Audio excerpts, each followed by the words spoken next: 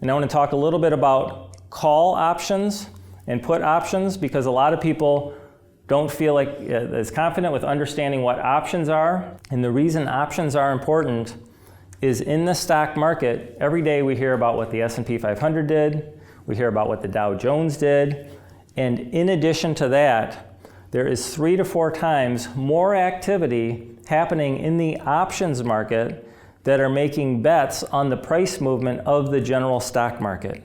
So what that would be like is, if I give an example, if the two of you are playing poker and there's $100 on the bet that you're currently on, that you're making, this couple over here is betting $400 on who has a better hand, and they're not even playing the game.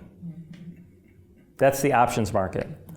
There is so much more going on around the market than what there is going on in the market. So it's something just to take note of. And the way a call option works, I've done this explanation for quite a while, it helps people understand a little bit better. If Nancy owns a lakefront property on Lake Michigan, and it's been in your family for the last 20 or 30 years, and I say, I want to buy that property, but I'm not ready to buy it right now, but I want to buy that property. And the real estate people say it's worth $350,000, and you and I both know it's worth more than that. It's a fantastic piece of property. You can't reproduce it. It's something else. And I say I want to buy it, and you say, all right, well, for what price?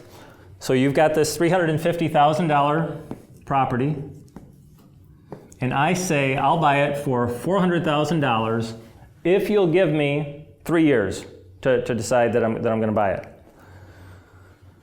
And you say, well, okay, but what are you going to give me to make that commitment to you? Because I mean, what if someone else wants to buy it? What if it goes up more? And I say, all right, I'll give you $15,000 to give myself the privilege or the opportunity to buy it for $400,000 over the next 3 years.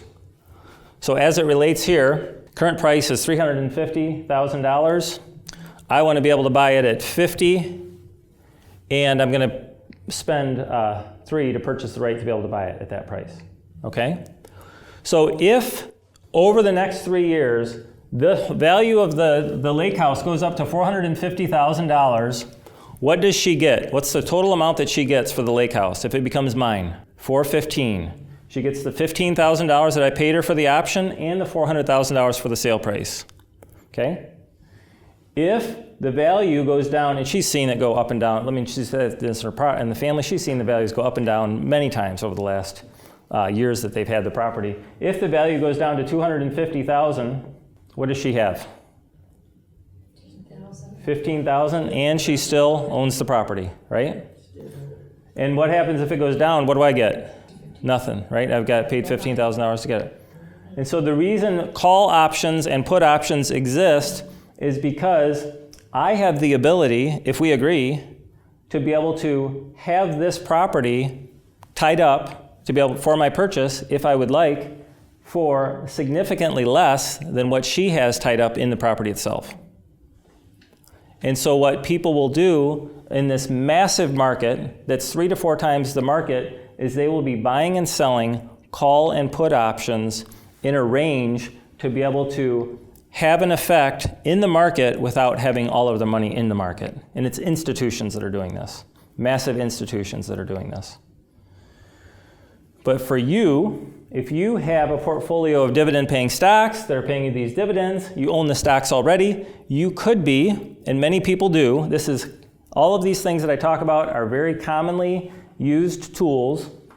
You could be selling call options so that you would have additional revenue coming in on a dividend stock that you already own.